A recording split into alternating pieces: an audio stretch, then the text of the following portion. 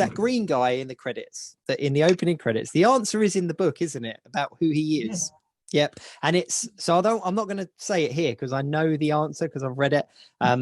But it's one of these arguments that goes on for, I say arguments, it's a friendly debate in the collector and the geek community about who he is and why he's in there, because we do see him again in an episode kind of in the background. He was kind of drawn in and stuff. But there's so many arguments about who he is and why he's there and stuff. Why he's there. It is. And the artist had it wrong for a while. When we started going to cons about 5 years ago and tried to answer that question, we asked Larry, because he drew it, at Larry Houston, and he said, you know what? I'm not sure. I think that may have been a mistake by the Korean animators, and we just never caught it. And that was a really mysterious answer. Like, why would they put that guy in? And then they said, oh no, that's Gremlin, or I mean it's the little guy. And it was just a case of Larry had forgotten that he just needed a seventh character to balance that person there. The villains. To run at the screen. And at the time it was designed, we hadn't written the scripts yet, so he had to just kind of figure out who to throw at each other. And he knew it's going to be Magneto.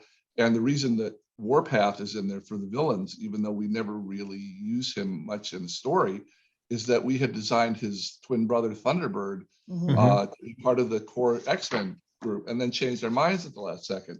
So a design already existed. So that saved him some drawing time. That's the reason that Warpath is part of the villains in the opening sequence, is that we already had put the time into designing his brother.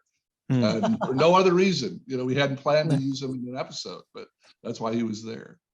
Obviously, Hasbro and Marvel Legends, that's my kind of collection, as you can probably tell from behind me. I've got quite a few. But if they did one of that green guy and called him whoever, even if they called him Credit Guy, it would sell. It would sell, because so many people are like, who is this? And there's customizers out there that have kind of customized versions of him and stuff.